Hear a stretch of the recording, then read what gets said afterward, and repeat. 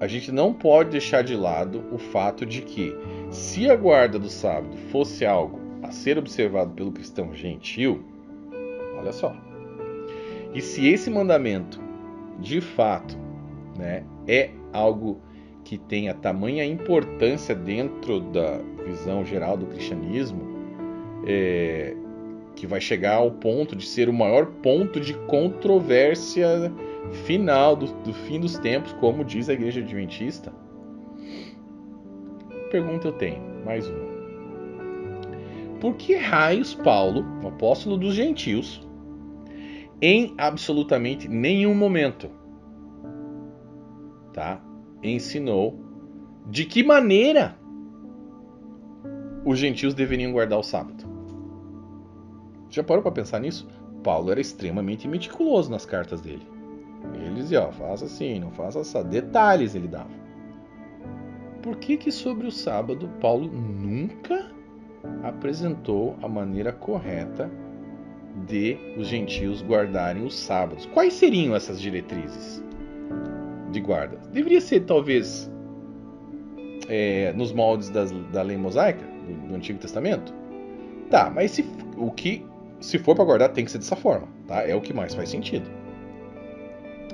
Mas se é para os gentios guardarem dessa maneira, então eles também devem aplicar as mesmas consequências, né, que ocorriam no Antigo Testamento em cima daqueles que não guardavam direito o sábado. Ou seja, apedreja o cara. Mata o cara que não guarda o sábado. Ou desliga ele completamente do povo de Deus. Era assim que acontecia. Pacote só. Você vai guardar o sábado? Você vai guardar o sábado da maneira que Moisés ensinou? Então as consequências devem ser as mesmas. Tá? Mas quem tem autoridade, né, para estipular esse negócio aí? Se foi Jesus, por que a Bíblia diz que ele continuamente quebrantava o sábado? Então a gente deve seguir o que Jesus fazia. Então a gente tem que quebrar o sábado. Lembrando que ele era judeu e algumas vezes ele tinha que guardar o sábado, etc. e tal. Por toda a questão dele ser, a gente não é judeu. E ele foi circuncidado, celebrava as festas judaicas, etc. e tal. Tudo aquilo que a gente já falou. Mas... ou será que seria de acordo com Paulo? Moisés, Jesus ou Paulo? Paulo não só não exige a guarda do sábado, como ele é totalmente contra, como a gente acabou de provar aqui, né, a guarda do sábado pelo cristão gentil. Ele é totalmente contra. Ou será que a gente deve abandonar esses três? Não, não é nem Moisés, não é nem Jesus, não é nem Paulo.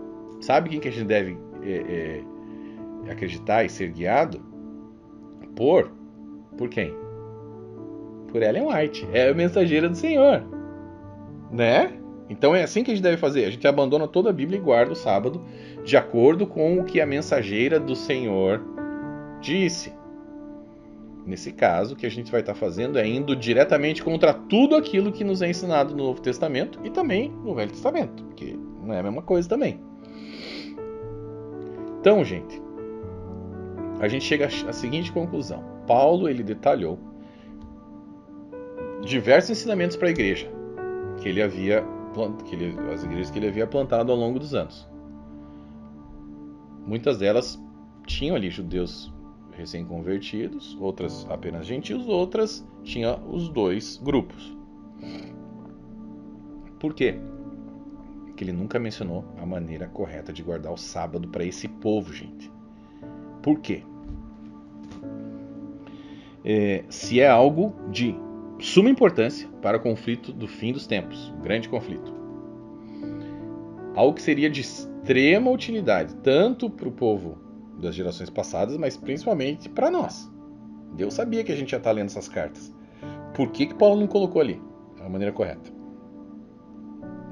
Levando em consideração que Paulo, por muitas vezes, deixa claro a inutilidade, né, dos preceitos da antiga aliança e os malefícios de se voltar aos princípios elementares deste mundo, ou, né, os princípios elementares ou rudimentares, após a vinda de Cristo, né, E, levando em consideração ainda versos que são diretamente contra a guarda de dias, principalmente ali em Colossenses 2,16, Gálatas 4, 9 a 11, né?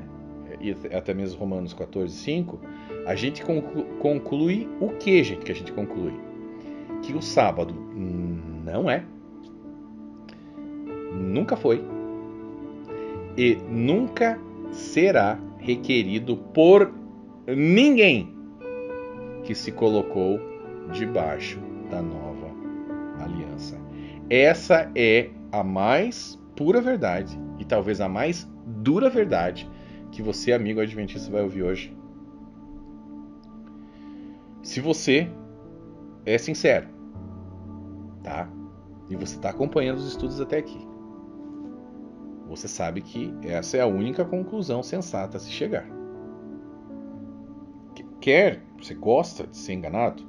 Ok, continue sendo enganado. Mas a verdade é essa. A verdade é essa. Agora você faz com isso o que você quiser. Mais uma vez, você não precisa ter compromisso com a mentira. Tenha compromisso com a verdade, com a palavra de Deus, sim, etc e tal, dentro do seu contexto e tudo mais. Mas, gente, depois que você descobre que algo é uma farsa, Deus não te pede isso, tá? Que você tenha compromisso com a mentira. Então, ame-se a si próprio. Tenha amor próprio. Te dá um basta na manipulação, nos enganos que estão sendo impostos em cima de você e da tua família. E diga, gente, basta. Chega. Você vai ligar Novo Tempo? Olha, muito bem feito. O canal da Novo Tempo é administrado de maneira invejável.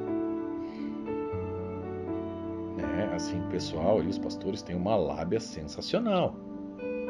Enrolam você direitinho, tá?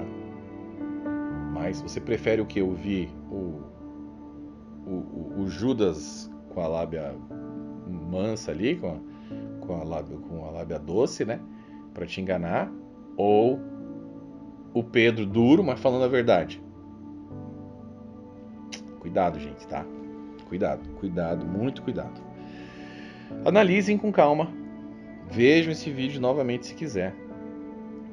Leve tudo isso para o seu estudo. Não acredite em mim, tá? Estude a fundo, vá a fundo, veja se o que eu estou falando é verdade ou não.